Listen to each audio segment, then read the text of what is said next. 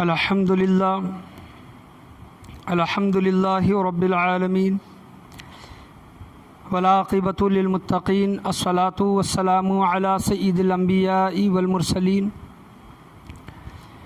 وعلی آلہ وصحابہ اجمعین اما بعد فاعوذ باللہ من الشیطان الرجیم بسم اللہ الرحمن الرحیم وَقَضَىٰ رَبُّكَ أَلَّا تَعْبُدُوا إِلَّا إِيَّاهُ وَبِالْوَالِدَيْنِ إِحْسَانًا إِمَّا يَبْلُغَنَّ عِندَكَ الْكِبَرَ أَحَدُهُمَا أَوْ كِلَاهُمَا فَلَا تَقُل لَّهُمَا أُفٍّ وَلَا تَنْهَرْهُمَا وَقُل لَّهُمَا قَوْلًا كَرِيمًا صدق اللہ ومولانا رسولہ النبی الامین المکین الکریم وعلی آلہ شاہدین و شاکرین والحمد للہ رب العالمین۔ آئیے کچھ سننے اور سنانے سے قبل از بہتر اور مناسب ہے کہ ہم اور آپ مل کر اپنی غلامی کا ثبوت دیتے ہوئے گنبد خضرا میں آرام فرمانے والے آقا، آمینہ کے لال، فاطمہ کے بابا، حسنین کے نانا جناب احمد مجتبیٰ محمد مصطفیٰ صلی اللہ علیہ وسلم کی بارگاہ گوہربار میں درود و سلام کا ہدیہ نچھاور کریں۔ پڑھیے بآواز بلند، اللہم صلی علی محمد وعلی آل محمد وبارک سلم صلی علیہ الصلاۃ والسلام علیک یا رسول اللہ صلی اللہ تعالیٰ علیہ وسلم۔ اسی طرح عقیدت و محبت کے ساتھ نبی اور آل نبی کی بارگاہ میں درود و سلام کا ہدیہ نچھاور کریں۔ اللہم صلی علی محمد وعلی آل محمد وبارک سلم صلی علیہ الصلاۃ والسلام علیک یا رسول اللہ صلی اللہ تعالیٰ علیہ وسلم۔ اللہ تبارک و تعالیٰ کا احسان عظیم کہ اللہ تبارک و تعالیٰ نے ہمیں رمضان المبارک کے آخری عشرے کی دوسری طاق رات اللہ تبارک و تعالیٰ نے ہمیں عطا فرمائی۔ ہم اور آپ یہاں پر جمع ہوئے، اس کے محبوبین کا ذکر، اس کا ذکر یہاں پر ہم الحمدللہ کر رہے ہیں۔ خطبے کے بعد میں نے جس آیت کریمہ کا شرف حاصل کیا، اللہ تبارک و تعالیٰ سورہ بنی اسرائیل میں ارشاد فرماتا ہے، اعوذ باللہ من الشیطان الرجیم، بسم اللہ الرحمن الرحیم، وَقَضَىٰ رَبُّكَ أَلَّا تَعْبُدُوا إِلَّا إِيَّاهُ وَبِالْوَالِدَيْنِ إِحْسَانًا إِمَّا يَبْلُغَنَّ عِندَكَ الْكِبَرَ أَحَدُهُمَا أَوْ كِلَاهُمَا فَلَا تَقُل لَّهُمَا أُفٍّ وَلَا تَنْهَرْهُمَا وَقُل لَّهُمَا قَوْلًا كَرِيمًا۔ اللہ تبارک و تعالیٰ کی یہ 15ویں پاری کی سورہ بنی اسرائیل کی آیت ہے۔ اللہ تبارک و تعالیٰ ارشاد فرماتا ہے کہ اور آپ کے رب نے حکم فرما دیا ہے کہ تم اللہ کے سوا کسی کی عبادت مت کرو اور والدین کے ساتھ حسن سلوک کیا کرو۔ اگر تمہارے سامنے دونوں میں سے کوئی ایک یا دونوں بڑھاپے کو پہنچ جائے تو انہیں اف بھی نہ کہنا اور انہیں جھڑکنا بھی نہیں، ان کے ساتھ ادب سے بات کرو۔ اللہ تبارک و تعالیٰ کا یہ صاف صاف قرآن مجید فرقان حمید میں ارشاد ہے۔ آج کا جو موضوع ہے بہت ہی اہم موضوع ہے۔ آج کل دیکھا جاتا ہے کہ اخلاق انسان کے کس طرح بگڑ رہے ہیں، اور انسان کے اخلاق اچھے ہونا یہ انسان کے لیے اللہ تبارک و تعالیٰ کی طرف سے سب سے بڑی نعمت ہے۔ یعنی جس کے اخلاق اچھے وہ انسان سب سے بہتر۔ اور یہاں تک یہ فرمایا گیا کہ قیامت کے دن ترازو میں جو نیک اعمال جو تولے جائیں گے تو ان تمام نیک اعمالوں میں سے سب سے بہتر عمل، وزنی عمل میزان پر انسان کے اچھے اخلاق ہوں گے۔ سبحان اللہ، انسان کے کیا ہوں گے؟ اچھے اخلاق۔ دیکھ لیں کہ انسان جب نماز کے لیے کھڑا ہوتا ہے تو 5-10 منٹ وہ نماز پڑھتا ہے، زکوٰۃ دیتا ہے، حج کرتا ہے، لیکن اخلاق کے متعلق جو بولا گیا ہے یہ انسان کے شب و روز 24 گھنٹے اس کے ساتھ میں رہتے ہیں۔ یعنی انسان گھر میں ہے تو کیسا ہے، دوستوں کے ساتھ ہے تو کیسا ہے، پڑوسیوں کے ساتھ ہے تو کس طرح ہے، دیگر کہیں دوسرے مقامات پر اگر جاتا ہے، کہیں پر کام کر رہا ہے تو وہاں پر کس طرح رہتا ہے، مسجد میں ہے تو کس طرح ہے، بھیڑ میں ہے، عوام کے ساتھ ہے، لوگوں میں ہے تو کس طرح ہے، تنہائی میں ہے تو کس طرح ہے اس کے اخلاق دیکھے جاتے ہیں. کیا دیکھے جاتے ہیں؟ اخلاق. یعنی ایک یہ ایسی چیز ہے جو انسان کے ساتھ ہمیشہ رہتی ہے. اور یہاں تک بولا گیا ہے کہ ایک بند تجوری میں کیا ہے وہ تجوری کھولے بغیر پتہ نہیں چلتا. وہ تجوری کھولے بغیر پتہ نہیں چلتا. اسی طرح انسان کیسا ہے اس کی زبان کھلے بغیر سمجھ میں نہیں آتا. یعنی جب انسان کی جب زبان بولتی ہے، جب انسان کی جب زبان کھلتی ہے، اس کے جو الفاظ نکلتے ہیں تو ان الفاظوں سے پتہ لگایا جا سکتا ہے کہ انسان کیسا ہے. میٹھا بولنے والا ہے یا پھر کڑوا بولنے والا ہے، پیار و محبت کی بھاشا بولنے والا ہے یا پھر تیز ترار زبان ہے اس کی. تو اخلاق یہ انسان کے سب سے اچھے ہونے چاہیے. اللہ تبارک و تعالیٰ نے ہمارے اوپر اس دنیا میں 2 حق رکھے ہیں. انسانوں پر کیا ہے اس دنیا میں؟ 2 حق ہیں. ایک حق حقوق اللہ، سب سے بڑا حق اور پہلا حق جو ہے وہ کیا ہے؟ حقوق اللہ. اور دوسرا جو حق ہے انسان پر حقوق العباد. حقوق اللہ اس کو بولا گیا ہے جو اللہ تبارک و تعالیٰ کا ہمارے اوپر حق ہے. یعنی اللہ نے ہمیں اس دنیا میں بھیجا، ہمیں پیدا کیا، مسلمان بنایا، انسان بنایا، اشرف المخلوقات بنایا، اہل سنت والجماعت کے گھر میں پیدا کیا، نبی کا چاہنے والا بنایا. تو اللہ تبارک و تعالیٰ کے ہمارے اوپر کچھ حق ہیں. مثال کے طور پر اللہ فرماتا ہے کہ حلال و حرام میں تمیز کرو، تو یہ اللہ کا ہمارے اوپر حق ہے کہ ہم حلال و حرام میں تمیز کریں. اللہ تبارک و تعالیٰ فرماتا ہے کہ 5 وقت کی نمازیں پڑھو، تو ہمارے اوپر یہ حق بنتا ہے اللہ تبارک و تعالیٰ کے لیے ہم 5 وقت کی نمازیں پڑھیں، زکوٰۃ دیں، حج کریں، روزے رکھیں، دیگر لوگوں کے ساتھ اچھے معاملات کرو. یہ اللہ تبارک و تعالیٰ یہ تمام چیزیں یہ حقوق اللہ میں سے آتے ہیں. یعنی اللہ کے حقوق بہت سے ہیں، میں نے آپ کے سامنے چند گنوائے.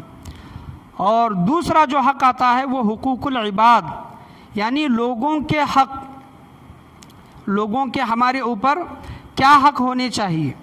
اور تمام اگر لوگوں میں دیکھیں حقوق اللہ کے بعد، یعنی اللہ تبارک و تعالیٰ کے حقوق کے بعد اگر کسی کا مقام و مرتبہ آتا ہے، کسی چیز کا نمبر آتا ہے، وہ حقوق العباد یعنی لوگوں کے حق آتے ہیں.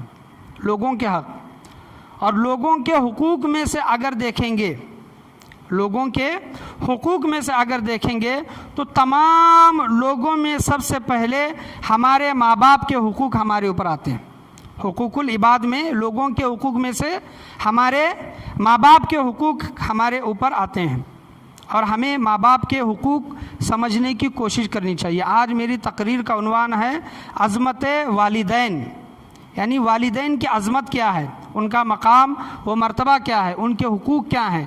ہم قرآن مجید، فرقان حمید اور احادیث کریمہ اور واقعات کی روشنی میں آج درس حاصل کریں گے. آج دیکھا جاتا ہے کہ بیٹا باپ سے صحیح طریقے سے بات نہیں کرتا، بیٹی اپنے ماں سے صحیح لہجے میں بات نہیں کرتی.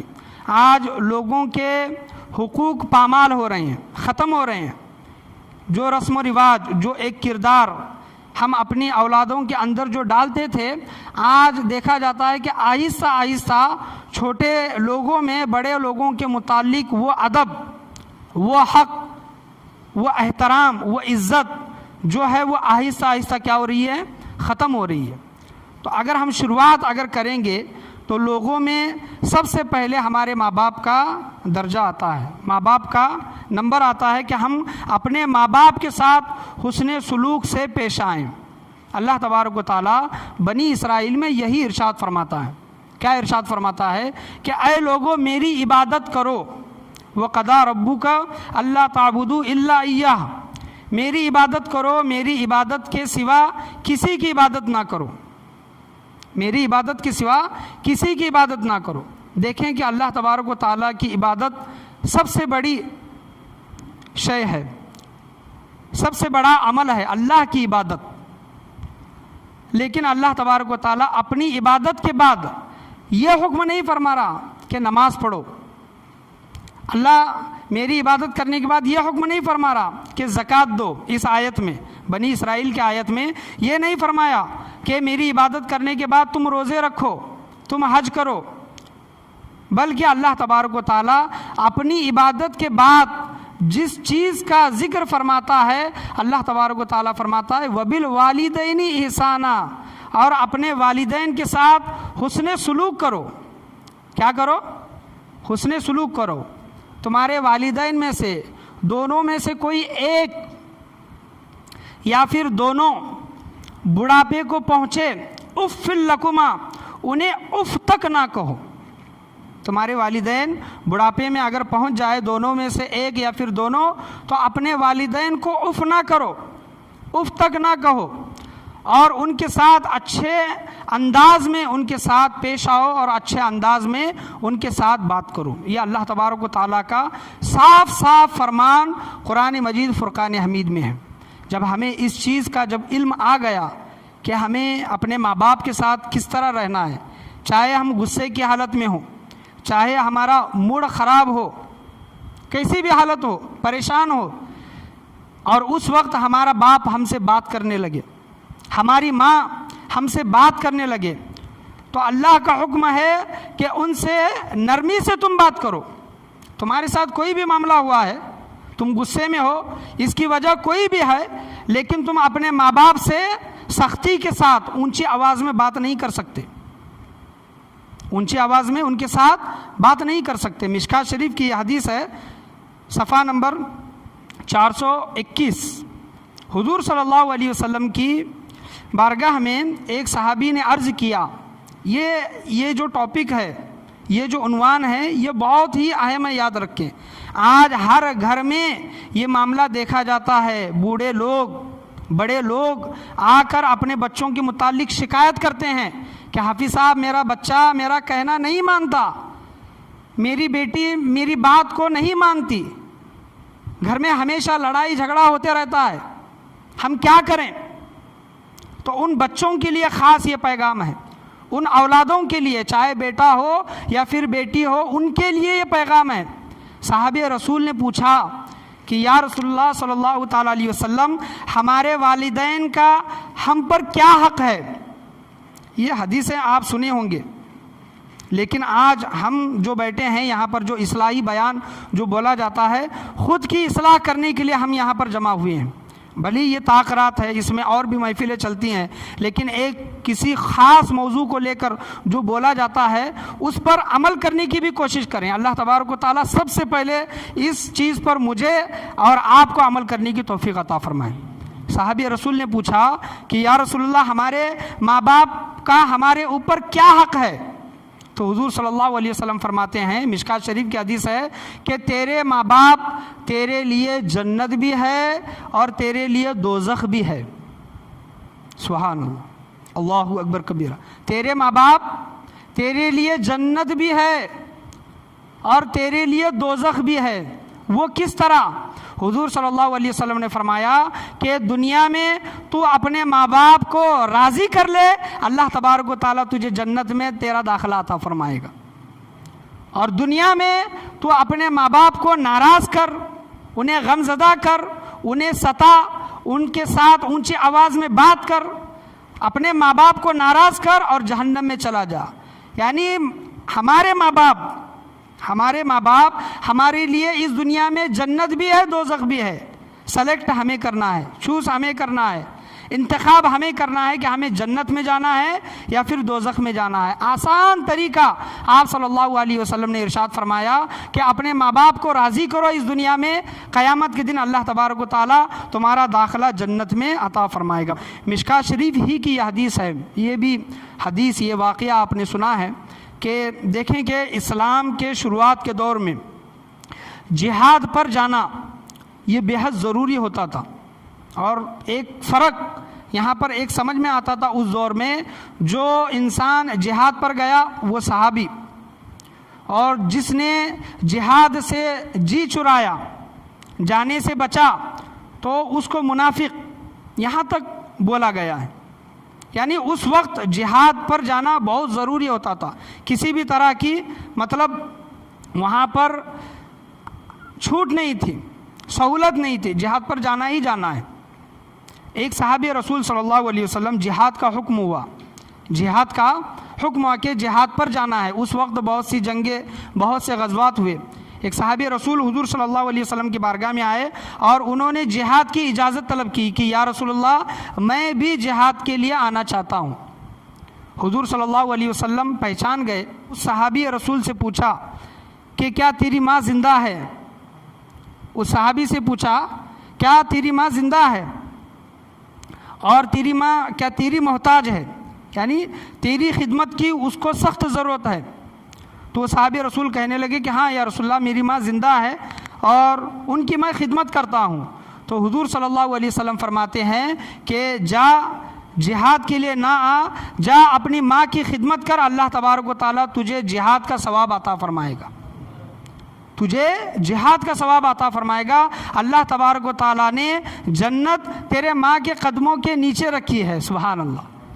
اللہ تبارک و تعالیٰ نے جنت تیرے ماں کے قدموں میں رکھی ہے، جا تیری ماں کو تو راضی کر اور جنت میں چلا جا۔ دیکھیں کہ اس وقت جہاد کتنا ضروری تھا، لیکن اس کے باوجود بھی حضور صلی اللہ تعالیٰ علیہ وسلم نے جہاد میں جانے کی بجائے اس شخص کو یہ حکم دیتے ہیں کہ جا اپنی ماں کی خدمت کر اور اس کو راضی کر۔ حضور صلی اللہ علیہ وسلم کی بارگاہ میں ایک عجیب سوال کرتے ہیں، عجیب سوال، دنیا کے حساب سے وہ عجیب سوال ہے۔ کیا کہتے ہیں کہ یا رسول اللہ صلی اللہ علیہ وسلم میں جنت کے دونوں چوکھٹوں کو چومنا چاہتا ہوں۔ ایک چوکھٹ ہوتی ہے دروازے کی، اوپر بھی ہوتی ہے نیچے بھی ہوتی ہے، اوپر کی چوکھٹ اور نیچے کی چوکھٹ، دہلیز ہم جس کو کہتے ہیں۔ وہ صحابی کہتے ہیں کہ یا رسول اللہ میں جنت کی چوکھٹوں کو چومنا چاہتا ہوں، اوپر کی چوکھٹ اور نیچے کی چوکھٹ کو۔ تو حضور صلی اللہ علیہ وسلم فرماتے ہیں کہ جا اپنے باپ کی پیشانی کو چوم، جا اپنے باپ کی پیشانی کو چوم، گویا تم نے جنت کی جو چوکھٹ ہے اوپر کی چوکھٹ تم نے چومی۔ اور جا اپنے ماں کے قدموں کو چوم، جا اپنے ماں کے قدموں کو چوم، گویا تم نے جنت کی دہلیز کو چوما، سبحان اللہ، گویا تم نے جنت کی دہلیز کو چوما۔ کسی صحابی نے پھر عرض کیا کہ یا رسول اللہ میرے ماں باپ اس دنیا میں نہیں ہیں، تو جا ان کی قبروں پر جا اور قبر پر جا اور اپنے باپ کی پیشانی کو چوم اور اپنے ماں کے قدموں کو چوم، اللہ تبارک و تعالیٰ تجھے یہ بھی ثواب عطا فرمائے گا۔ تو دیکھیں کیا ان کا مقام و مرتبہ، عظمت والدین، والدین کی عظمت، والدین کا مقام و مرتبہ اس دنیا میں کتنا بڑا ہے۔ جنت ہمارے گھر میں ہے، کیا ہے؟ جنت ہمارے گھروں میں ہے، ماں باپ کی شکل میں، اور ہم باہر تلاش کرتے گھومتے ہیں، باہر لوگوں سے دعا کرتے گھومتے ہیں۔ حالانکہ ہونا تو یہ چاہیے کہ جنت ہمارے گھر میں ہے، ہم ان کو راضی کریں، ان سے پیار و محبت کریں، ان کے ساتھ حسن سلوک سے پیش آئیں۔ یہ کیا معاملہ ہوا کہ ہم دوستوں کے ساتھ تو بہت اچھے سے رہتے ہیں، ہم دوستوں کو ناراض نہیں ہونے دیتے، ہم دوستوں کے ساتھ ہیں تو دوستوں کو کسی بھی طرح سے ناراض نہیں ہونے دیتے، چاہے پیسہ خرچ کرنے کی باری ہو، پارٹی دینے کی باری آئے، کسی بھی طرح سے ہم اپنے دوست کو کیا کرنا چاہتے ہیں؟ خوش کرنا چاہتے ہیں کہ یہ میرا دوست ہے، دوست ہم سے کچھ مطالبہ کرتا ہے، کچھ مانگتا ہے تو ہم اسے خوشی خوشی دیتے ہیں کہ یہ میرا دوست ہے، میرے دوست نے مجھ سے مانگا ہے۔ لیکن وہی جب باری ماں باپ کی آتی ہے، باپ کوئی حکم دیتا ہے بچے کو، ماں کوئی حکم دیتی ہے بچے کو، تو ہم وہاں پر کیا کرتے ہیں؟ ٹال مٹول کرتے ہیں کہ دیکھیں گے مجھے جمع تو میں وہ کام کروں گا، آپ جو بول رہے ہیں میں تھوڑا کام میں ہوں، میں وہ جمع تو میں وہ کام کرنے والے تو نہیں۔ اگر ماں کہے کہ جا تھوڑا دکان سے سامان، اب بھی کام سے آئی ہوں میں اور اب بھی اس تو کام مجھے بول رہی ہے، یہ اپنے ماں باپ سے یہ ہمارا لب و لہجہ ہے کہ دیکھیں کہ ہمارا معاملہ کیا ہے۔ دوست ہمیں رات کے 12-2 بجے بھی اگر فون کرے فوراً اٹھ جاتے ہیں، بلائے کسی ضروری کام سے تو فوراً وہاں پر چلے جاتے ہیں۔ دوستی ہونا، گہری دوستی ہونا، اور دوستی میں ایک دوست دوسرے دوست کے کام آنا یہ ضروری ہے، میں اس چیز کا انکار نہیں کرتا، ہونا چاہیے، دوستی گہری ہونا چاہیے، دوستی میں ایک دوسرے کی مدد بھی کرنی چاہیے، پیار و محبت بھی ہونا چاہیے۔ لیکن کیا بات ہے کہ ہم دوستوں سے محبت کرتے ہیں لیکن اپنے ماں باپ سے محبت نہیں کرتے، ماں باپ سے محبت کا دم تو بھرتے ہیں لیکن ان کا کہنا نہیں مانتے، ان کا حکم نہیں مانتے۔ تو یہ تو ناانصافی کی بات ہوئی، یہ تو سوچنے والی بات ہوئی کہ ہم اپنے دوستوں کے ساتھ جس طرح رہتے ہیں اپنے ماں باپ کے ساتھ بھی اس طرح رہیں۔ ایک حدیث آئی ہے قیامت کی نشانیوں کے متعلق کہ کیا کہ قیامت جب نزدیک ہوگی تو بہت سی نشانیاں بیان کی گئی ہیں، لیکن ایک نشانی بیان کی گئی ہے قیامت کی نشانیوں میں سے ایک نشانی کہ انسان اپنے دوستوں کے ساتھ پیار و محبت سے رہے گا۔ کیا؟ اپنے دوستوں کے ساتھ پیار و محبت سے رہے گا، لیکن اپنے ماں باپ کے ساتھ پیار و محبت سے نہیں رہے گا۔ یہ قیامت کی ایک نشانیوں میں سے نشانی بیان کی گئی ہے۔ دیکھیں کہ آج وہی معاملہ دیکھا جاتا ہے۔ قیامت کی نشانیاں تھوڑی تھوڑی کر کے کیا ہو رہی ہیں؟ ظاہر ہو رہی ہیں۔ آج وہی کچھ ہمیں دیکھنے میں ملتا ہے۔ حضور صلی اللہ علیہ وسلم کی ایک حدیث ہے کہ اللہ تبارک و تعالیٰ 3 لوگوں کی دعائیں کبھی بھی رد نہیں فرماتا۔ 3 لوگوں کی۔ وہ 3 لوگ کون ہیں؟ اگر وہ 3 لوگ اگر اس دنیا میں ہمیں مل جائیں تو ان سے ضرور دعا کرائیں، کیونکہ حدیث میں اس کا حکم آیا ہے۔ پہلا، مظلوم جس پر ظلم کیا گیا، مظلوم شخص جس پر ظلم ہوا، اس کی دعا اللہ تبارک و تعالیٰ فوراً قبول فرماتا ہے۔ لیکن مظلوم کے دل میں یہ ارادہ نہ ہو کہ میں بدلہ لوں، یعنی اگر اس نے مجھے مارا ہے تو ایک وقت آئے گا تو میں بھی اس کو ماروں گا، اگر یہ ارادہ وہ نیت رکھتا ہے تو وہ مظلوم نہیں ہے۔ یعنی دل میں ارادہ بدلہ لینے کا ارادہ نہ رکھتا ہو، مظلوم کی دعا اللہ تبارک و تعالیٰ قبول فرماتا ہے، چاہے مظلوم مسلمان ہو یا پھر کافر ہو۔ اللہ کی بارگاہ میں ایک مظلوم کی ہائے جو پہنچتی ہے اللہ کی بارگاہ میں، اور اس بندے کی دعا میں کوئی پردہ نہیں ہوتا، وہ ڈائریکٹ اللہ کی بارگاہ میں وہ مظلوم کی دعا پہنچ جاتی ہے۔ تو ہمیشہ یہ دیکھیں، ایسا نہیں ہے کہ مسلمان پر ظلم کیا گیا ہے تو اس کی دعا قبول ہوگی، نہیں۔ اگر ہم کسی کافر پر بھی ظلم کریں گے اور وہ بھی دعا کرے گا تو اللہ تبارک و تعالیٰ کافر کی بھی دعا کو قبول فرماتا ہے۔ ایک مظلوم کی دعا، اور دوسری مسافر کی دعا، جو سفر کرنے والے حضرات ہیں۔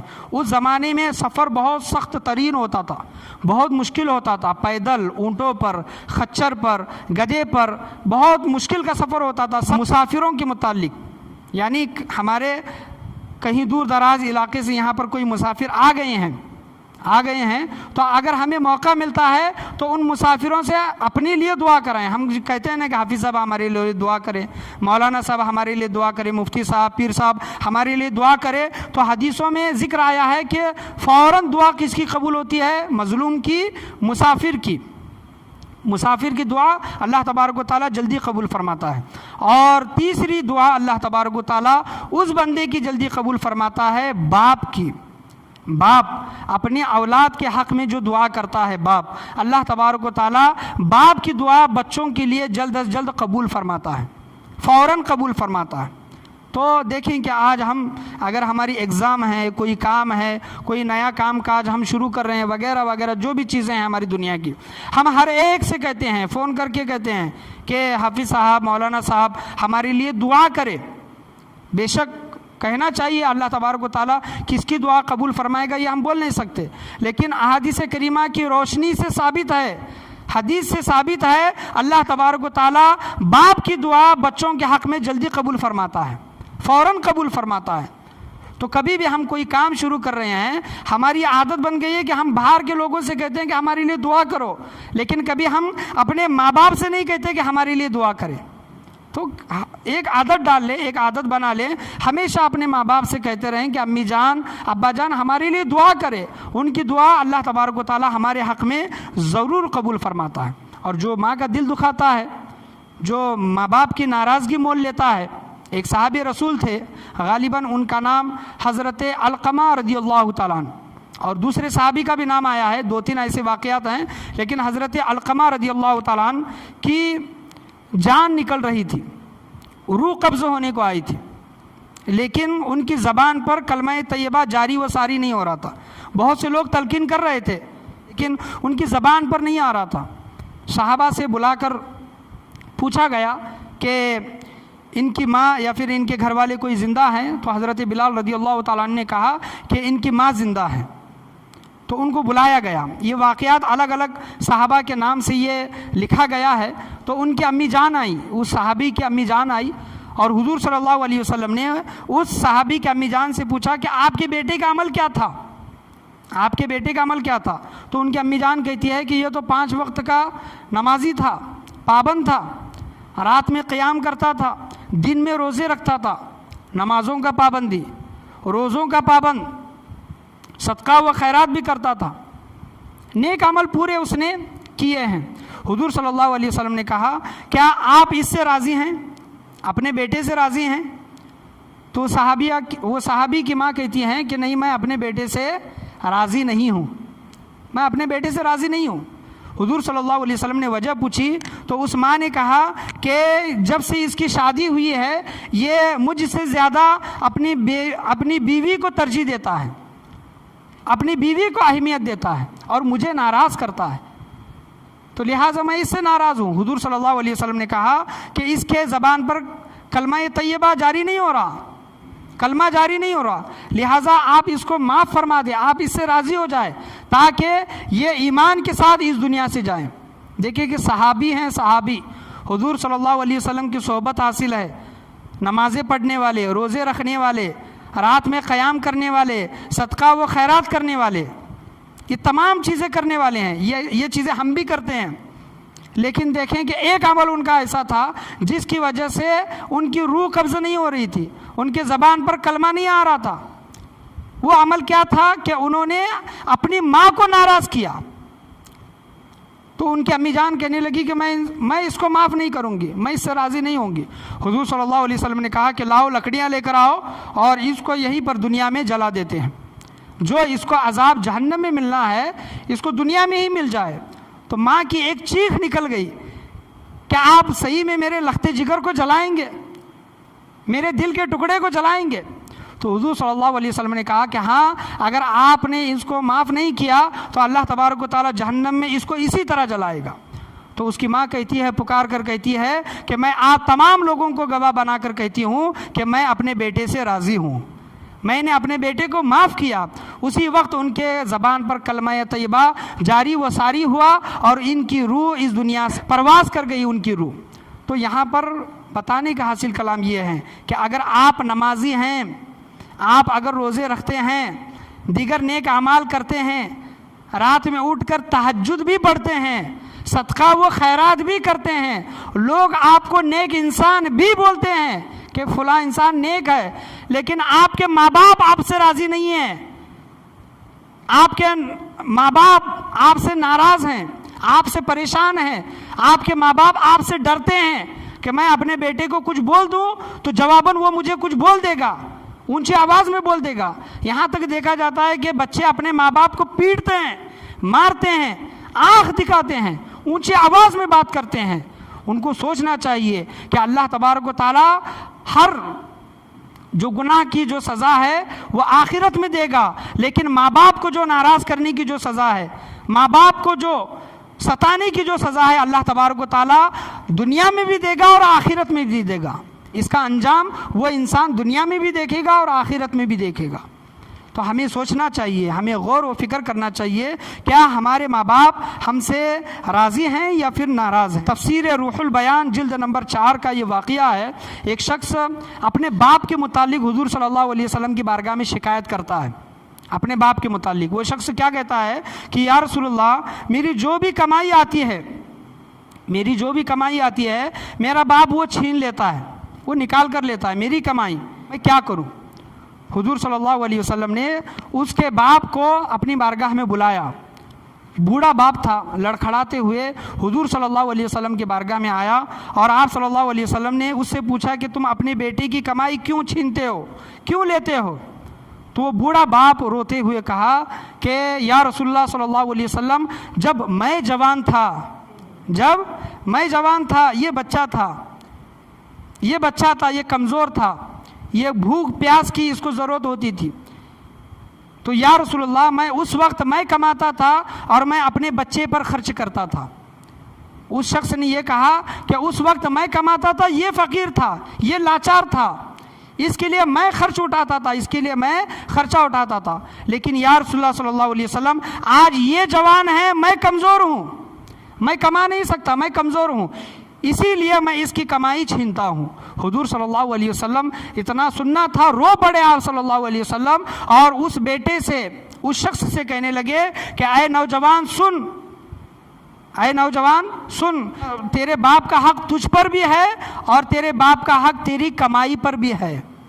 یعنی ہم جو کما کر جو لے کر آتے ہیں، ہمارے ماں باپ کا حق جس طرح ہم پر ہوتا ہے، اسی طرح ہمارے ماں باپ کا حق ہمارے کمائی پر بھی ہے۔ ہم یہ کہتے ہیں کہ ہم کما کر لے کر آئے ہیں تو ہم اپنے حساب سے دیں گے۔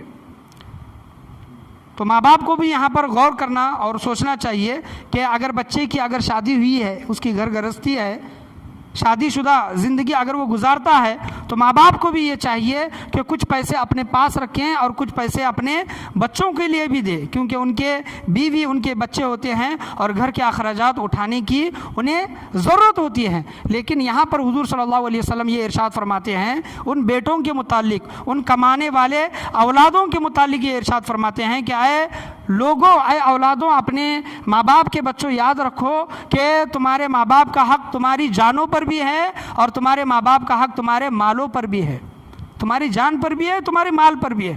اب یہاں پر غور کریں، سوچیں کہ ہم اپنے ماں باپ کو، ہم اگر کماتے ہیں تو ہم ان کو گھر خرچ یا پھر ان کے ضروریات کے لیے ہم ان کو کتنا پیسہ دیتے ہیں، یا پھر دیتے ہیں یا پھر نہیں دیتے۔ اور احادیث کریمہ میں جو آپ صلی اللہ تعالیٰ علیہ وسلم نے جو ارشاد فرمایا ہے، اس پر بھی آپ غور کرنے کی کوشش کریں۔ اور جب ماں باپ کی دعا بچے کے ساتھ ہو جاتی ہے، ماں باپ کی دعا بچوں کو جب مل جاتی ہے، تو اس کا دنیا میں بھی مقام و مرتبہ بڑھ جاتا ہے اور آخرت میں بھی مقام و مرتبہ بڑھ جاتا ہے۔ حضرت موسیٰ علیہ السلام اللہ کی بارگاہ میں گزارش کرتے ہیں، ایک سوال کرتے ہیں کہ اے باری تعالیٰ، جنت میں میرا ساتھی کون ہوگا؟ حضرت موسیٰ علیہ السلام پوچھتے ہیں کہ اے باری تعالیٰ، جنت میں میرا ساتھی کون ہوگا؟ حضرت موسیٰ علیہ السلام ایسے جلیل القدر پیغمبر ہیں کہ قرآن کریم فرقان حمید میں سب سے زیادہ نبی کا جس کا نام آیا ہے وہ حضرت موسیٰ علیہ السلام ہے۔ نبیوں میں سب سے زیادہ جس کا ذکر قرآن میں آیا ہے وہ حضرت موسیٰ علیہ السلام ہے، جلیل القدر ہستی، اور اللہ سے ڈائریکٹ کلام کرنے والی، کلیم اللہ جن کو بولا گیا ہے، کوئی حجاب نہیں، کوئی پردہ نہیں ہے، اللہ تبارک و تعالیٰ سے براہ راست کلام کرتے تھے۔ تو حضرت موسیٰ علیہ السلام پوچھتے ہیں کہ جنت میں میرا ساتھی کون ہوگا؟ اللہ ارشاد فرماتا ہے کہ اے موسیٰ، جنت میں تمہارا ساتھی ایک کسائی ہوگا، گوشت توڑنے والا کسائی۔ حضرت موسیٰ علیہ السلام کہتے ہیں کہ میں جلیل القدر پیغمبر حضرت موسیٰ اور میرا ساتھی ایک کسائی، اس کا عمل کیا ہے؟ اللہ تبارک و تعالیٰ فلاں بستی میں، فلاں علاقے میں اس کا پتہ بتاتا ہے۔ حضرت موسیٰ علیہ السلام فلاں بستی، فلاں علاقے میں چلے جاتے ہیں، فلاں محلے میں چلے جاتے ہیں، اور حضرت موسیٰ علیہ السلام دیکھتے ہیں کہ جو ان کا ساتھی ہے صحیح میں گوشت توڑ رہا ہے، کسائی ہے۔ حضرت موسیٰ علیہ السلام دن بھر کا اس کا معاملہ دیکھتے ہیں، اور جب وہ اپنے گھر کو نکلتا ہے تو اس کے پیچھے پیچھے حضرت موسیٰ علیہ السلام چلے جاتے ہیں۔ تو کیا دیکھتے ہیں کہ وہ انسان، کسائی انسان اپنے گھر میں جاتا ہے، گھر میں جانے کے بعد اپنے تمام ضروریاتی کاموں سے فارغ ہونے کے بعد ایک گھر میں اس کی بوڑھی ماں ہے، گھر میں اس کی بوڑھی ماں ہے، بوڑھی ماں کو اٹھاتا ہے اور دیوار کو ٹیک لگا کر بوڑھی ماں کو بٹھاتا ہے، اس کے ہاتھ، منہ، پیر وغیرہ سب دھوتا ہے بوڑھی ماں کے، اور اس کے لیے کھانا بناتا ہے۔ بوڑھی ماں کے لیے لاچار ہے، کمزور ہے، بے بس ہے، بیڈ پر پڑی ہوئی ہے، بیٹا یہ آ کر اس کی تمام خدمت کرتا ہے اور اپنے ماں کے لیے وہ کھانا بناتا ہے، اور کھانا بنا کر اپنے خود کے ہاتھوں سے اپنی ماں کو کھانا کھلاتا ہے۔ دیکھیے کہ کیسی خدمت ہے، اور کچھ کھانا کھلا رہا ہے، کھانا کھلاتے کھلاتے اس کی ماں کچھ بول رہی ہے۔ حضرت موسیٰ علیہ السلام وہ سمجھ نہیں پاتے، دور بیٹھ کر یہ تمام منظر دیکھ رہے ہیں، کچھ بڑبڑاتی ہے ماں۔ بیٹا اس کو چپ کراتا ہے اور پورا کھانا فارغ ہونے کے بعد ماں کو اپنی جگہ پر بٹھا کر پھر اپنے بیوی بچوں کے پاس، اپنی دوسرے جو کام کاج کے پاس وہ انسان چلا جاتا ہے۔ حضرت موسیٰ علیہ السلام اس سے ملاقات کرتے ہیں اور کہتے ہیں کہ تم نے اپنی ماں کی خدمت کی، تم نے اپنی ماں کی خدمت کی۔ جب تم اپنی ماں کی خدمت کر رہے تھے تو تمہاری ماں کچھ بڑبڑا رہی تھی، کچھ بول رہی تھی، وہ کیا بول رہی تھی؟ حضرت موسیٰ علیہ السلام جب سوال کرتے ہیں تو وہ انسان کہتا ہے، کسائی انسان کہتا ہے کہ یہ تو میرا روز مرہ کا معاملہ ہے، یہ میرا روز کا عمل ہے، میں اپنی ماں کی خدمت اس طرح روز کرتا ہوں، لیکن میری ماں جو بڑبڑاتی ہے وہ کہتی ہے کہ اے باری تعالیٰ میرے بیٹے کی اس خدمت کے بدلے میں، اے باری تعالیٰ میرے بیٹے کو تو جنت میں حضرت موسیٰ علیہ السلام کا ساتھی بنا دے۔ سبحان اللہ، حضرت موسیٰ علیہ السلام کا ساتھی بنا دے۔ وہ انسان کہتا ہے کہ میری ماں تو نادان ہے، کہاں موسیٰ علیہ السلام اور کہاں میں گوشت توڑنے والا، میں کسائی انسان، کہاں موسیٰ علیہ السلام۔ حضرت موسیٰ علیہ السلام کہتے ہیں کہ اے نادان انسان، اللہ تبارک و تعالیٰ نے تمہیں خوشخبری دی ہے، اللہ تبارک و تعالیٰ نے تمہاری ماں کی دعا کو قبول فرمایا ہے، اے انسان خوش نصیب انسان، میں ہی موسیٰ علیہ السلام ہوں جو تمہاری ملاقات کے لیے آیا ہوں، اللہ تبارک و تعالیٰ جنت میں تمہیں میرا ساتھی بنائے گا۔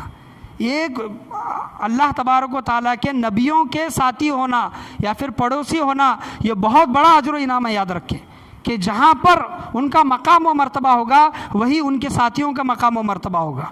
ہمیشہ دعا مانگے کہ اللہ تبارک و تعالیٰ ہمیں جنت میں نبیوں کا پڑوسی بنائیں، ان کا ساتھی بنائیں۔ اللہ تبارک و تعالیٰ جنت میں ہمیں ان کی قربت عطا فرمائے۔ ہمیشہ اللہ کی بارگاہ میں دعا مانگتے رہیں۔ اللہ تبارک و تعالیٰ تو ہر جائز دعا قبول فرمانے والا ہے۔ اللہ یہ نہیں دیکھتا کہ مانگنے والا کون ہے، لیکن کیا مانگ رہا ہے اللہ تبارک و تعالیٰ یہ دیکھتا ہے۔ اگر سچے دل کے ساتھ مانگتا ہے تو اللہ تبارک و تعالیٰ اس کی اس دعا کو بھی قبول فرماتا ہے، جس طرح کسائی کی ماں کی دعا کو قبول فرمایا۔ اس کا عمل کیا تھا؟ کچھ بھی نہیں تھا، ماں کی خدمت کی۔ ماں کی خدمت کے بدلے میں ماں کے زبان سے جو الفاظ نکلے کہ اے باری تعالیٰ موسیٰ علیہ السلام کا اس کو ساتھی بنا دے، میرے بیٹے کو جنت میں موسیٰ علیہ السلام کا ساتھی بنا دے، تو اللہ تبارک و تعالیٰ نے دنیا ہی میں اللہ تبارک و تعالیٰ نے اس ماں کی دعا کو قبول فرمائی۔ تو اپنے ماں باپ سے ہمیشہ دعا کروایا کریں، کراتے رہیں اپنے ماں باپ سے۔ ان کی دعا اللہ تبارک و تعالیٰ تمام لوگوں سے زیادہ ماں باپ کی دعا بچوں کے حق میں جلدی قبول فرماتا ہے۔ ایک بڑھیا اپنے بچے سے کہتی ہے کہ بیٹا وقت کتنا ہوا ہے، بیٹا وقت کتنا ہوا ہے؟ بیٹا کہتا ہے کہ امی جان 12 بجے ہیں۔ پھر کچھ دیر گزرنے کے بعد کہتی ہے کہ بیٹا وقت کتنا ہوا ہے؟ تو امی جان کہتا ہے کہ امی جان 1:15 ہوئے ہیں، 1 بجے ہیں۔ پھر ماں بیٹے سے اپنے سوال کرتی ہے، وہی سوال کہ کتنے بجے ہیں؟ تو بیٹا 1 سے لے کر 4-5 بار جواب دے دیتا ہے، اور جب بیٹے کو غصہ آ جاتا ہے تو بیٹا کہتا ہے کہ امی جان آپ کتنا سوال کرتی ہو، کتنے بار وقت پوچھتی ہو؟ تو وہ بوڑھی خاموش ہو جاتی ہے اور کہتی ہے کہ میرے الماری میں سے ایک چٹھی نکال کر لے کر آ۔ تو وہ چٹھی جب لائی جاتی ہے، ایک کاغذ لایا جاتا ہے، تو اس میں اس بیٹے نے دیکھا کہ اس میں کچھ نشان کیے ہوئے ہیں، اور وہ نشان قریباً 50-150 سے زیادہ مرتبہ نشان کیے ہوئے ہیں۔ تو وہ بوڑھی ماں کہتی ہے کہ بیٹا بچپن میں تو بھی مجھ سے سوال کیا کرتا تھا کہ امی جان یہ کیا، امی جان وہ کیا، امی جان یہ کیا ہے، امی جان یہ کیوں ہے، امی جان یہ کس لیے ہے؟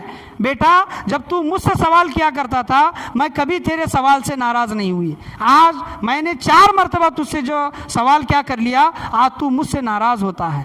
تو بیٹا سمجھ گیا کہ امی جان مجھے یہ سمجھانا چاہتی ہے کہ بچپن میں جو بچے اپنے ماں باپ سے سوال کرتے ہیں، یہاں تک لکھا گیا ہے کہ جو بچے اپنے ماں باپ کے پاس رہتے ہیں، چھوٹے جو نادان ہوتے ہیں، دن میں قریباً 200 سے 300 سے زیادہ مرتبہ اپنے ماں باپ سے سوال کرتے ہیں۔ دیکھیں کہ چھوٹے بچے جب ہمارے پاس ہوتے ہیں تو دیکھیں کہ امی جان یہ کیا ہے، ابا وہ کیا ہے، ابا وہ کیوں ہے، یہ کیا ہے، یہ کس لیے ہے، یہ ہمیشہ سوال کرتے ہیں۔ لیکن ماں باپ اس بچے سے ناراض نہیں ہوتے، لیکن وہی ماں باپ جب بڑھاپے میں پہنچ جائے اور 1 سے 2 بار اگر پوچھنے لگے تو فوراً بیٹا یا پھر بیٹی اس ماں باپ سے ناراض ہو جاتی ہے۔ اللہ تبارک و تعالیٰ کیا فرماتا ہے کہ تمہارے ماں باپ جب بڑھاپے پر پہنچے، تمہارے ماں باپ جب بڑھاپے پر پہنچے تو انہیں اف نہ کہو۔ اللہ یہ بھی فرما سکتا تھا کہ تمہارے ماں باپ جب جوان ہو تو انہیں اف نہ کہو۔ ماں باپ کو جوانی میں، ان کی جوانی میں بھی اف نہیں کہنا چاہیے، لیکن اللہ تبارک و تعالیٰ نے سورہ بنی اسرائیل کی آیت میں کیا ارشاد فرمایا کہ تمہارے ماں باپ جب بڑھاپے کو پہنچے تو انہیں اف نہ کہو۔ کیوں؟ اس کی وجہ علماء کرام یہ کہتے ہیں کہ جب ماں باپ بوڑھے ہو جاتے ہیں تو ان کی حالت ایک بچے کی طرح ہو جاتی ہے، بچے دیکھیں کہ ہمیں کس طرح گھر میں تنگ کرتے ہیں، کہیں پر بھی پیشاب کرتے ہیں، کہیں پر بھی پاخانہ کرتے ہیں، کئی چیزیں توڑ دیتے ہیں، کسی سے بھی کیسی بھی بات کرتے ہیں۔ تو یہی حال جو ماں باپ جب بڑھاپے میں جب پہنچتے ہیں تو یہی حال ماں باپ کا ہو جاتا ہے۔ ہم کہتے ہیں نا کہ بڑھاپا بچپنا ہے، بڈھے لوگوں کا جو بڑھاپا جو ہوتا ہے وہ بچپنے کی طرح ہوتا ہے۔ اسی وجہ سے اللہ تبارک و تعالیٰ فرماتا ہے کہ جب تمہارے ماں باپ بڑھاپے کو پہنچے تو انہیں اف نہ کہو۔ کیوں؟ بڑھاپے میں ان کا دماغ جگہ پر نہیں ہوتا۔ دیکھیں کہ آپ مثال کے طور پر آپ دن بھر اپنے ماں باپ کی خدمت کریں، کوئی ایک گھر کا انسان ان کے ملاقات کے لیے آ جائے اور ان سے پوچھے کہ تمہارا حال کیا ہے، تمہارے بچے تمہارے دیکھ ریکھ کرتے ہیں کہ نہیں، تو بڑھاپے میں رہنے کی وجہ سے وہ کیا کہتے ہیں کہ میرے بچے دیکھ نہیں رہے، حالانکہ دن بھر بچے ان کی خدمت کرتے ہیں، پھر بھی جواباً وہ کیا کہتے ہیں کہ سیدھا دیکھ بھال نہیں کر رہے، سیدھی خدمت نہیں کر رہے ہیں۔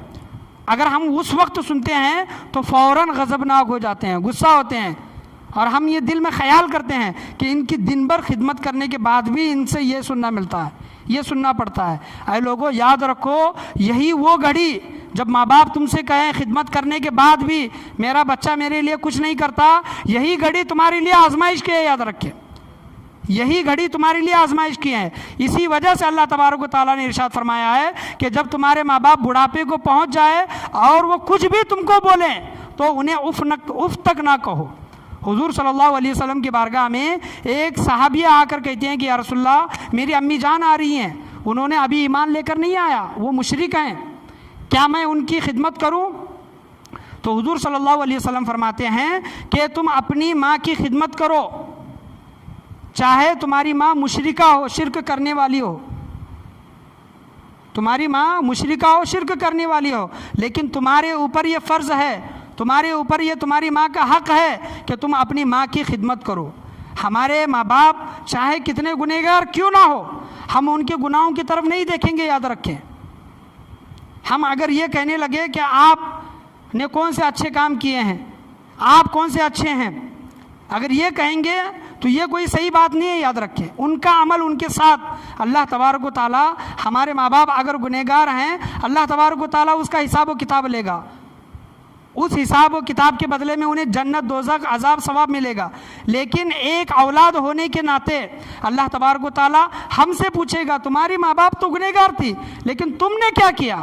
تم نے اپنے ماں باپ کا حق ادا کیا جس طرح کرنا چاہیے تھا، تم نے اپنے ماں باپ کے ساتھ حسن سلوک کیا جس طرح قرآن نے تم سے کہا تھا، حضور صلی اللہ علیہ وسلم کی حدیثوں نے تم سے جو کہا تھا اس حساب سے تم نے اپنے ماں باپ کے ساتھ اپنا رویہ رکھا؟ تو ایک سوال ہم سے بھی ہوگا، یاد رکھیں، اولاد کے حق کے متعلق ہم سے بھی ہوگا کہ تم نے اپنے ماں باپ کے ساتھ کس طرح زندگی گزاری ہے۔ تو ایک چیز یاد رکھیں کہ جب ماں باپ جوان ہیں تو انہیں کچھ بولنے کی ضرورت نہیں پڑتی۔ جب تک ماں باپ جوان ہیں تو ہم ان سے خود ایک مشورے لیتے ہیں کہ ابا جان میں یہ کر رہا ہوں کہ صحیح ہے کہ نہیں، امی جان میں یہ کرنے والی ہوں یہ اچھا ہے کہ نہیں۔ وہ سمجھدار اپنی جوانی کے عالم میں وہ ہوتے ہیں اور رائے مشورہ دیتے ہیں، لیکن جب ماں باپ بوڑھے ہو جاتے ہیں تو وہ بچے کی طرح ہو جاتے ہیں۔ جس طرح ہم اپنے بچوں کو پالتے ہیں اور اپنے بچوں کے ناز نخرے اٹھاتے ہیں، اپنے بچوں کی شرارتوں پر ہم صبر کرتے ہیں، اسی طرح ہم اپنے بوڑھے ماں باپ کے ساتھ بھی وہی معاملہ کریں جو ہم بچوں کے ساتھ کرتے ہیں۔ بچہ اگر مستی کرے تو کیا کہتے ہیں کہ رہنے دو، بچہ ہے، معصوم ہے۔ یہی جواب، یہی جملہ اپنے ماں باپ کے لیے بولیں کہ جانے دو، ہمارے ماں باپ ہیں، بوڑھے ماں باپ ہیں۔ اسی وجہ سے اللہ تبارک و تعالیٰ نے ان کے قدموں کے نیچے جنت رکھی ہے۔ باپ کے متعلق اللہ تبارک و تعالیٰ نے ارشاد فرمایا ہے کہ تمہارا باپ جنت کا درمیانی دروازہ ہے، جنت کا درمیانی دروازہ تمہارا باپ ہے، یاد رکھیں۔ اور ہم جو یہ کہتے ہیں کہ اللہ تبارک و تعالیٰ نے ماں کے قدموں کے نیچے جنت رکھی ہے، ماں کے قدموں کے نیچے جنت سے بھی بڑھ کر اللہ تبارک و تعالیٰ نے اپنی رضا کس میں رکھی ہے؟ اللہ کی رضا کس میں ہے؟ احادیث کریمہ میں آیا ہے اللہ تبارک و تعالیٰ کی رضا باپ کی رضا میں ہے۔ اگر باپ ہم سے راضی ہے تو اللہ تبارک و تعالیٰ ہم سے راضی ہے۔ وَرِضْوَانٌ مِّنَ اللَّهِ اکبر، جو بولا گیا ہے کہ اللہ کی رضا سب سے بڑی جو ہے، تو اگر ہم اللہ کو اگر راضی کرنا چاہتے ہیں تو باپ کو راضی کریں، اور جنت حاصل کرنا چاہتے ہیں، جنت میں جانا چاہتے ہیں، تو ماں کو راضی کرنے کی کوشش کریں۔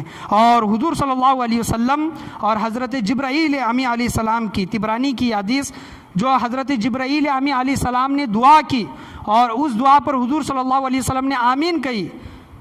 3 دعائیں انہوں نے مانگی، 3 دعاؤں میں سے ایک دعا حضرت جبرائیل امی یہ دعا کرتے ہیں کہ ایسا شخص کی ناک خاک آلود ہو، یعنی ایسے شخص کی ناک مٹی میں مل جائے، ایسا شخص تباہ و برباد ہو جائے جو اپنے ماں باپ کا بڑھاپا پائے۔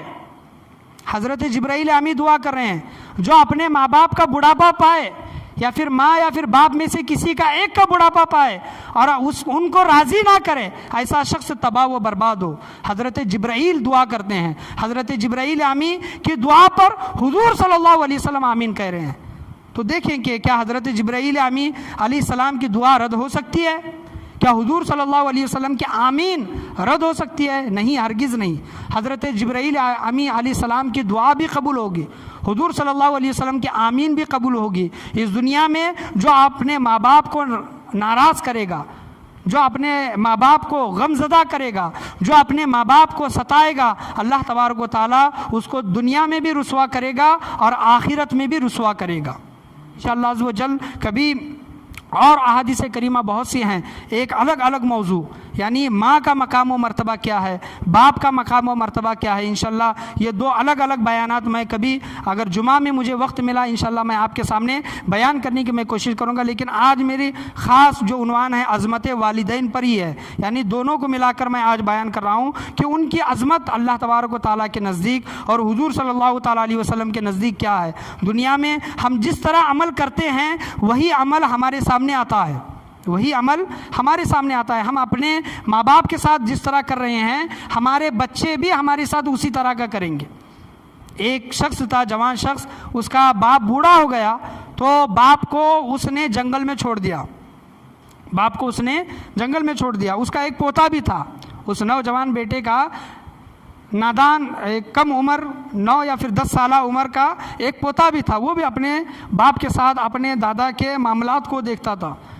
اس بیٹے نے اپنے باپ سے تنگ آ کر، باپ بڑھاپے میں چیخنے لگتے ہیں، چلانے لگتے ہیں، لڑائی جھگڑا کرنے لگتے ہیں، اس وقت اولاد اگر صبر کری تو وہ سب سے بہترین اولاد، صبر نہ کیا اور اپنے ماں باپ پر انہوں نے غصہ اتارا تو ان سے بڑا بد نصیب اس دنیا میں کوئی نہیں ہے۔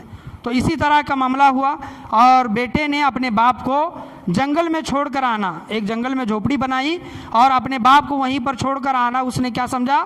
صحیح سمجھا۔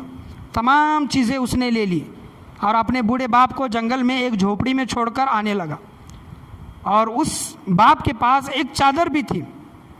تو اس کا پوتا اپنے باپ کے معاملات کو دیکھتا ہے، اور جو وہ باپ اپنے بوڑھے باپ کو چھوڑ کر، وہ نوجوان اپنے بوڑھے باپ کو چھوڑ کر جھوپڑی سے آنے لگتا ہے تو اس کا بیٹا پوتا کہتا ہے کہ ابا جان رکیے، اور اس جھوپڑی میں جا کر اس چادر کے 2 ٹکڑے کر کر لے کر آتا ہے۔ اور باپ پریشان پوچھتا ہے کہ بیٹا تم نے یہ کیوں کیا؟ تو وہ بیٹا کہتا ہے کہ ابا جان میں نے دیکھا کہ آپ نے دادا جان کے ساتھ کیا معاملہ کیا کہ جب یہ بوڑھے ہو گئے تو آپ نے ان کو جنگل میں چھوڑا، ابا جان جب آپ بھی بوڑھے ہوں گے تو یہی چادر میں آپ کو دوں گا۔ اللہ اکبر، یہی چادر میں آپ کو دوں گا۔ کما تدین و تدان، یعنی تم جس طرح جیسا کرو گے اس دنیا میں ویسا بھرو گے۔ اپنے ماں باپ کے ساتھ تم نے جیسا معاملہ کیا ہے اللہ تبارک و تعالیٰ تمہارے اولاد سے بھی وہی معاملہ کرائے گا۔ تو ہمیں غور کرنے کی اور سوچنے کی، یہاں پر فکر کرنے کی کوشش کرنی چاہیے کہ اللہ تبارک و تعالیٰ اپنی عبادت کے بعد جس شے کا ذکر فرماتا ہے وَقَضَىٰ رَبُّكَ أَلَّا تَعْبُدُوا إِلَّا إِيَّاهُ، وَقَضَىٰ رَبُّكَ أَلَّا تَعْبُدُوا إِلَّا إِيَّاهُ، یعنی اللہ تبارک و تعالیٰ کی عبادت کے علاوہ کسی اور کی عبادت نہ کرو۔ وَبِالْوَالِدَيْنِ إِحْسَانًا، اور اپنے والدین کے ساتھ حسن سلوک سے پیش آؤ۔ جب یہ بڑھاپے کو پہنچ جائے، 2 میں سے ایک یا پھر دونوں، تو ان کے ساتھ نرمی کے ساتھ بات کرو اور اپنے والدین کے ساتھ الفت و محبت کے ساتھ زندگی گزارو۔ جو لوگوں کے ماں باپ اس دنیا سے گزر گئے ہیں، اس دنیا سے گزر گئے ہیں، تو وہ لوگ سوچتے ہیں کہ میرا باپ مجھ سے ناراض ہو کر اس دنیا سے چلا گیا، میرا باپ جب اس دنیا سے جا رہا تھا تو مجھ سے ناراض تھا، مجھے بات کرنے کا وقت بھی نہیں ملا، میں اپنے باپ کو راضی بھی نہیں کر سکا، میری ماں اس دنیا سے اچانک چلی گئی، میری ماں جاتے وقت مجھ سے ناراض تھی، میں اس کے سامنے معافی کے 2 کلمے بھی نہیں مانگ سکا، تو ایسے لوگوں کے لیے کیا کیا جائے جن کے ماں باپ اس دنیا سے جاتے وقت ناراض ہو کر گئے ہیں؟ حضور صلی اللہ علیہ وسلم فرماتے ہیں کہ اے لوگو، اگر تمہارے ماں باپ اس دنیا میں تم سے ناراض ہو کر اس دنیا سے گئے ہیں تو تم جاؤ ان کی قبروں پر، کیا کرو؟ جاؤ ان کی قبروں پر، ان کے لیے دعائیں مغفرت کرو۔ روزانہ جاؤ، روزانہ نہیں جا سکتے تو کم سے کم جمعہ کا ایک دن منتخب کرو، جمعہ کا ایک دن سلیکٹ کرو اور اپنے ماں باپ کی قبروں پر جاؤ۔ اگر تمہارے ماں باپ اس دنیا میں نہیں ہیں تو ان کی قبروں پر جا کر ان کے لیے دعائیں مغفرت کرو۔ تم جب تک حیات ہو ان کے لیے دعائیں مغفرت کرتے رہو گے، قیامت کے دن اللہ تبارک و تعالیٰ تمہارے ماں باپ کو قیامت کے دن اس طرح اٹھائے گا کہ تمہارے ماں باپ تم سے راضی ہو کر اٹھیں گے۔ یعنی اللہ تبارک و تعالیٰ تمہارے ماں باپ کو تم سے راضی کرائے گا کہ ان سے راضی ہو جا، اپنے بچے سے راضی ہو جا۔ تو اگر ماں یا پھر باپ میں سے اگر کوئی ہمارے اس دنیا سے چلے گئے ہیں تو ان کے لیے دعائیں مغفرت کرتے رہیں۔ ماں باپ ہمارے لیے اس دنیا میں جنت بھی ہیں، دوزخ بھی ہے۔ ہمیں یہ سوچنا چاہیے کہ ہمیں جنت میں جانا ہے یا پھر دوزخ میں جانا ہے۔ انشاءاللہ عز و جل ماں باپ کے مقامات پر، ماں باپ کے عظمت پر انشاءاللہ کبھی جمعہ میں وقت ملا انشاءاللہ بیان کرنے کی کوشش کی جائے گی۔ اللہ سے دعا ہے کہ اللہ تبارک و تعالیٰ ہم تمام لوگوں کو بولنے سننے سے زیادہ عمل کرنے کی توفیق عطا فرمائے، ہمیشہ اپنے ماں باپ کو راضی کر کے زندگی گزر بسر کرنے کی توفیق عطا فرمائے۔ اگر ہمارے ماں باپ ہم سے ناراض ہیں، جائیں ان سے معافی مانگیں۔ ہم دوستوں سے معافی مانگتے ہیں، باہر لوگوں سے معافی مانگتے ہیں، اپنے ماں باپ سے معافی مانگنے میں کیسی شرمندگی، کیسی شرمندگی، کیسی شرم! جائیں اپنے ماں باپ سے اپنے معافی مانگے، ان کو راضی کریں۔ اللہ تبارک و تعالیٰ ان کے ذریعے ہمیں دنیا و آخرت میں بلند درجات عطا فرمائیں۔ ہمارے ماں باپ ہمارے لیے دنیا میں جنت و دوزخ ہیں۔ اللہ تبارک و تعالیٰ ہمیں اپنے ماں باپ کو جنت بنانے کی توفیق و رفیق عطا فرمائیں۔ ہمیں اپنے ماں باپ کو راضی کر کے اللہ تبارک و تعالیٰ کو راضی کرنے کے اللہ تبارک و تعالیٰ ہم تمام لوگوں کو توفیق عطا فرمائیں۔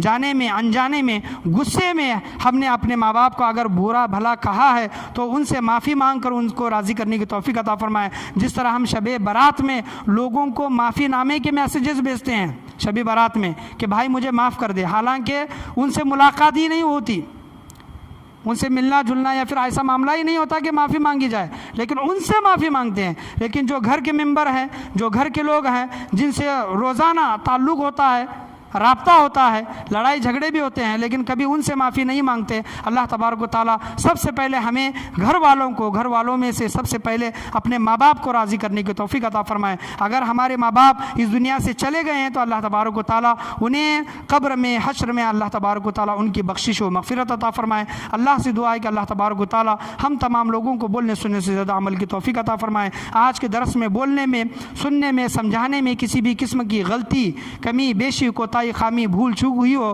اپنے محبوب کریم صلی اللہ تعالیٰ علیہ وسلم کے صدقے میں معاف عطا فرمائیں۔ لا الہ الا اللہ محمد الرسول اللہ صلی اللہ تعالیٰ علیہ وسلم، وآخر دعوانا ان الحمد للہ رب العالمین۔ سبسکرائب کریں ہمارے چینل کو اور بیل آئیکن کو کلک کرنا نہ بھولیں تاکہ آپ دیکھ سکیں ہمارے نئے